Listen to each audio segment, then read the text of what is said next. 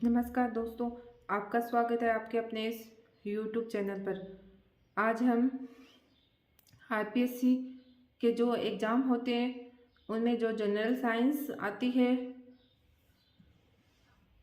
उसका topic start करेंगे। तो इसमें फर्स्ट है रासायनिक अभिक्रिया।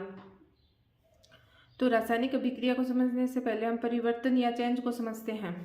जो एक चीज़ है वो दूसरी चीज़ में बदल जाती है तो इसे क्या कहते हैं? परिवर्तन। उसी प्रकार रासायनिक अभिक्रिया में एक या अधिक रसायनों के आपसी परिवर्तन से एक नए अणु का निर्माण होता है।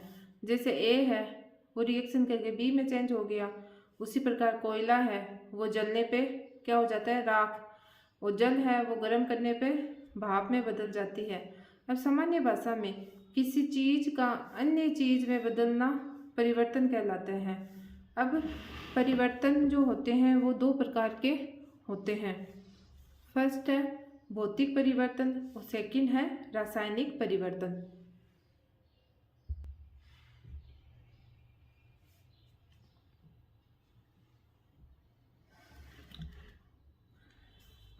अब फर्स्ट हम भौतिक रूप या भौतिक गुण को समझते हैं।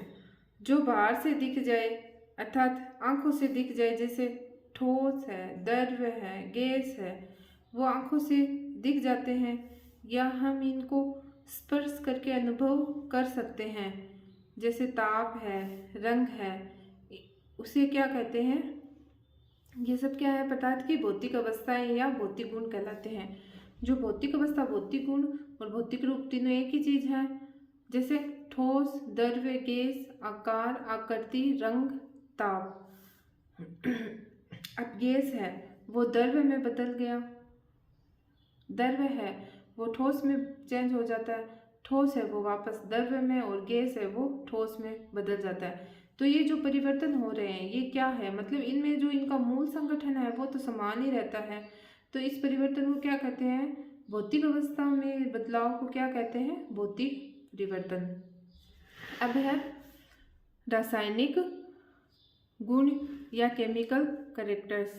बहुत सी चीज़ों से निर्धारित होता है, हम जनरल साइंस के हिसाब से समझते हैं। रासायनिक रूप को रासायनिक सूत्र जैसे जल है को H2O से और कार्बन को C से प्रदर्शित कर सकते हैं। अतः रासायनिक रूप या रासायनिक सूत्र में जो बदलाव आता है उसे क्या कहते हैं? रासायनिक परिवर्तन। Fe+H2O यानी लोहा और जल रिएक्शन करके फेरिक ऑक्साइड यानी Fe2O3 जंग लगा लोहा बनाते हैं। तो ये क्या हुआ? रासायनिक परिवर्तन हुआ। अब भौतिक परिवर्तन और रासायनिक परिवर्तन में हम एक टेबल के द्वारा अंतर से समझते हैं। फर्स्ट है भौतिक परिवर्तन, इधर है रासायनिक परिवर्तन। तो पहला डिफरेंस देखते हैं। केवल पदार्थ का भौतिक रूप जैसे ठोस, द्रव्य, गैस, आकार, आकृति, रंग, ताप आदि बदलते हैं। मूल पदार्थ या रासायनिक सूत्र वही रहता है। जैसे पानी है वो गर्म करने पे वाष्प में बदल गया, पर इनका जो मूल संगठन है वो तो जल ही रहा ना, H2O। इसका भी H2O है। अब है रासायनिक परिवर्तन में फर्स्ट देखते हैं। भौतिक रूप बदले या ना बदले, पर जो रासायनिक रूप या संगठन सूत्र है वो आपस में जरूर बदल जाता है। जैसे लोहे पर जंग लगना, तो लोहा है वो जंग लगने पर जंग युक्त लोहा बन गया, पर इस जंग युक्त लोहे से हम वापस लोहा नहीं बना सकते हैं। तो ये सब क्या है? रासायनिक परिवर्तन है। अब इसमें भौतिक परिवर्तन में देखते हैं। सेकंड, ये परिवर्तन दोनों दिशाओं में चलते हैं, अतः ये परिवर्तन क्या हुए? उत्क्रमणीय या रिवर्सिबल। और जो रासायनिक परिवर्तन होते हैं वो सिर्फ एक दिशा में ही चलते हैं, इससे अनुत्क्रमणीय या इरिवर्सिबल कहते हैं। अब भौतिक परिवर्तन में देखते हैं। इनमें जो रासायनिक संगठन में बदलाव नहीं होता। जैसे हीरा है वो ग्रेफाइट में बदल जाता है, तो इनका जो मूल संगठन है वो तो कार्बन ही रहा दोनों में। हीरे की संरचना होती है चतुष्फलक की आकृति और ग्रेफाइट की होती है षटकोणीय आकृति की। अब हम अपने तरीके से समझते हैं। अगर कोई चीज दोबारा बन जाए तो वो क्या होगा? भौतिक परिवर्तन। और रासायनिक परिवर्तन में जो होते हैं वो एक ही दिशा में चलते हैं, अतः ये क्या होते हैं, अनुत्क्रमणीय या इररिवर्सिबल। अब जो कोई चीज़ है वो दोबारा नहीं बन सकती, वापस अपनी मूलभूत अवस्था में नहीं आ सकती, तो वो क्या कहलाते हैं, रासायनिक परिवर्तन। जैसे जंग लगे लोहे से हम लोहा दोबारा नहीं बना सकते हैं। और इधर भौतिक परिवर्तन में ठोस है वो द्रव में बदल गया, पानी प्लस नमक का कोई मिश्रण है तो वो पानी नमक का घोल बन गया, तो वो सब क्या है, भौतिक परिवर्तन। अब ये भौतिक परिवर्तन के एग्जाम्पल देखते हैं। फर्स्ट है पानी में नमक शक्कर का घुलना, सेकंड है कांच पत्थर का टूटना, थर्ड है हीरे का ग्रेफाइट में बदलना, फोर्थ है पानी का वाष्प में बदलना, 5 है बर्फ का पिघलना, 6 है मोम का पिघलना, 7 है लोहे की छड़ का गर्म होना, 8 है बल्ब का जलना। और रासायनिक परिवर्तन के एग्जाम्पल देखते हैं। पेट्रोल लोहा, पेट्रोल कोयला आदि का जलना और लोहे पर जंग लगना। थर्ड है दूध का फटना। अब क्या, फटे हुए दूध से हम दूध प्राप्त कर सकते, वापस नहीं कर सकते। नेक्स्ट है गोबर व फल का सड़ना। नेक्स्ट है अगरबत्ती का जलना। नेक्स्ट आटे से रोटी का बनाना। नेक्स्ट है अगरबत्ती का जलना। और नेक्स्ट है मोमबत्ती का जलना। ये सब क्या है, रासायनिक परिवर्तन के एग्जाम्पल। तो एग्जाम में सीधे पूछ लेते हैं कि निम्न में से किस में भौतिक परिवर्तन हो रहा है और किस में रासायनिक परिवर्तन हो रहा है। अब है मोमबत्ती का जलना या पिघलना भोजन का पाचन, रक्त का थक्का जमना आदि दोनों प्रकार के परिवर्तन हैं। अतः रासायनिक परिवर्तन को ही रासायनिक अभिक्रिया कहते हैं। रासायनिक अभिक्रिया में रासायनिक सूत्र बदलता है। अतः एक रासायनिक अभिक्रिया को निम्न प्रकार से समझते हैं। कार्बन प्लस ऑक्सीजन आपस में रिएक्शन करके कार्बन डाइऑक्साइड बनाते हैं। अतः रासायनिक सूत्र बदल रहा है, पहले कार्बन था और अब ऑक्सीजन अलग अलग थे। अब ना तो कार्बन बचा और ना ही ऑक्सीजन बचा, तो कार्बन डाइऑक्साइड बन गया, अर्थात रासायनिक सूत्र बदल गए। अब रासायनिक परिवर्तन हो गया है, इसी को क्या कहते हैं, रासायनिक अभिक्रिया। जब रासायनिक अभिक्रिया को शब्दों में लिख दिया जाए तो क्या कहलाता है, रासायनिक समीकरण।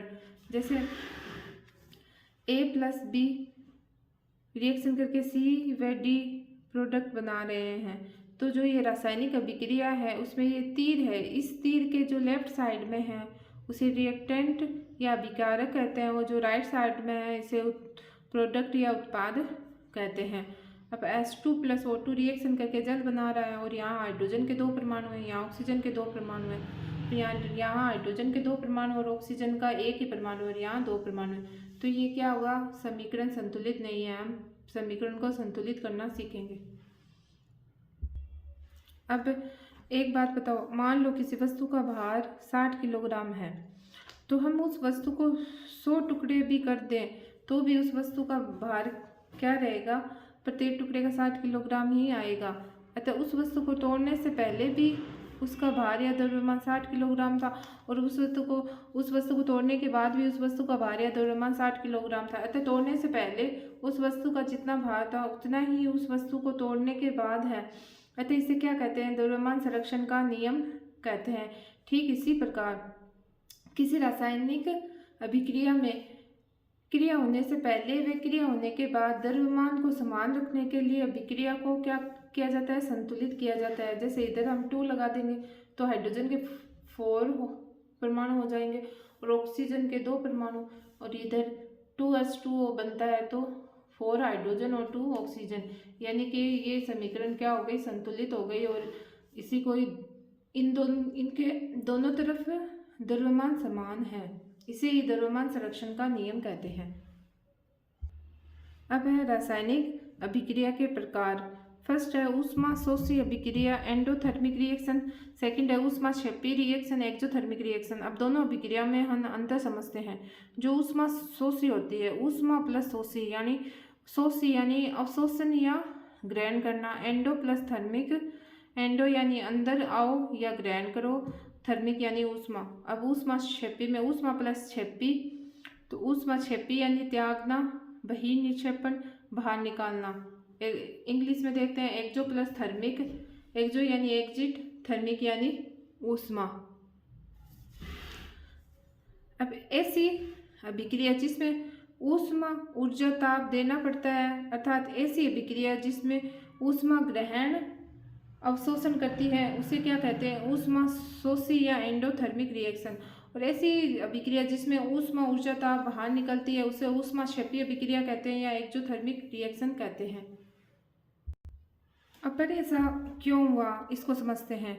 ए और बी कोई अणु है जो कि ए प्लस बी में टूटता है, तो ए भी एक अणु है, इसमें ए एक से ज़्यादा परमाणु हैं। परमाणु जो हैं वो आपस में किसी बंध से जुड़े हुए हैं, ठीक है, जिसे बॉन्ड कहते हैं। अब इस बॉन्ड को तोड़ने के लिए हमें कुछ ऊर्जा देनी पड़ेगी, तो ऊर्जा देनी पड़ रही, तो ये क्या हुई, ऊष्मा शोषी अभिक्रिया। अगर हमें इस ए बी को अलग अलग करना है तो इनके बीच का बॉन्ड तोड़ेंगे तो ऊर्जा देनी पड़ेगी, तो आप बॉन्ड को तोड़ते हैं। पर जो ये बॉन्ड है वो ऐसे ही थोड़ी टूटेगा, ऊर्जा देनी पड़ेगी, तो ऊष्मा शोषी अभिक्रिया कहलाती है। अतः ऐसी अभिक्रिया जो टूटती है, अर्थात कोई बड़ी चीज़ है वो छोटी चीज़ में बदल जाए, तो बड़ी चीज़ को ऊर्जा देनी पड़ेगी ताकि उसका बंध टूट जाए और वो दो छोटी छोटी चीज़ों ए व बी में बदल जाए, यानी कि ऊर्जा या ऊष्मा देनी पड़ती है।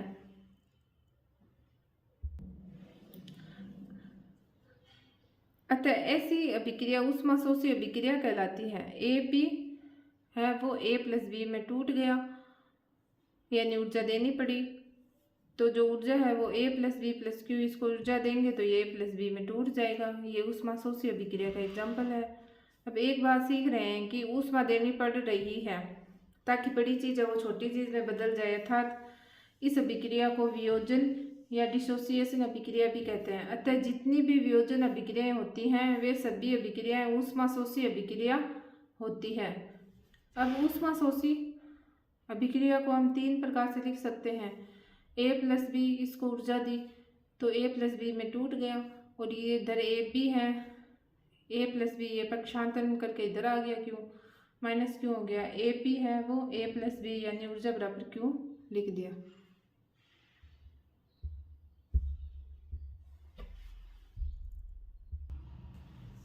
अब ऊष्मा क्षेपी अभिक्रिया पढ़ते हैं। ए प्लस बी है वो ए बी में बदल गया, तो ए अलग है और बी भी अलग है, दोनों कोई अलग अलग छोटी चीज़ें हैं, वो आपस में रिएक्शन करके ए बी बना रहे हैं, मतलब इनके बीच में कोई बॉन्ड भी तो बन रहा होगा। तो बॉन्ड के निर्माण में जो ऊर्जा निकलती है, ठीक है, तो ऊष्मा क्षेपी जो अभिक्रिया है उसमें जो बॉन्ड का निर्माण होगा उसमें ऊर्जा निकलेगी, ये ऊष्मा क्षेपी अभिक्रिया का एग्जाम्पल है। अब बंध को तोड़ने में ऊर्जा देनी पड़ती है और बंध के निर्माण में ऊर्जा निकलती है। अतः आप देख सकते हैं इस अभिक्रिया में दो छोटी चीज़ें ए व बी मिलकर एक बड़ी चीज़ यानी ए बी का निर्माण कर रही है। अतः ऐसी अभिक्रिया को क्या कहते हैं, योगात्मक अभिक्रिया कहते हैं। तो ए प्लस बी है वो ए बी में चेंज हो गया। अब यहाँ बंध का निर्माण हो रहा है, अतः यहाँ से ऊर्जा निकलेगी बाहर, अतः ये अभिक्रिया क्या कहलाएगी, ऊष्मा क्षेपी अभिक्रिया। अब जो सभी योगात्मक अभिक्रिया होती है वो ऊष्मा क्षेपी अभिक्रिया होती है। ए प्लस बी ए बी यानी बॉन्ड बन गया, बंध यहाँ बन रहा है, अतः ऊर्जा निकलेगी। अब ए प्लस बी है, ए प्लस बी प्लस ऊर्जा निकल रही है, इसको ऐसे भी लिख सकते हैं plus B A B plus Q. ऊष्मा क्षेपी अभिक्रियाओं को समीकरण में के रूप में लिखना हो तो ऊर्जा को उत्पाद के साथ लिखते हैं, पर प्लस चिन्ह लगा के लिखना होगा। अब ऊष्मा क्षेपी अभिक्रिया को लिखने की तीन तरीके हैं। ए प्लस बी बराबर रिएक्शन करके ए बी प्लस क्यू बनाते हैं, और इधर ए प्लस बी ये माइनस क्यू इधर लिख सकते हैं और ए बी इधर बना दिया। ए प्लस बी AB और ऊर्जा माइनस क्यू निकल रही है। अब ऊष्माक्षेपी में ऊर्जा निकलती है अर्थात ऊर्जा का उत्सर्जन होता है। तो हर जुड़ने वाली अभिक्रिया योगात्मक अभिक्रिया या ऊष्माक्षेपी अभिक्रिया कहलाती है। श्वसन में भी ऊर्जा उत्पन्न या अलग अलग होती है। अतः श्वसन क्या है? ऊष्माक्षेपी अभिक्रिया। तो ये श्वसन वाला एग्जाम्पल तो बहुत बार एग्जाम में पूछा गया है कि श्वसन में कौन सी अभिक्रिया होती है, ऊष्माक्षेपी या ऊष्मा शोषी। Thank you.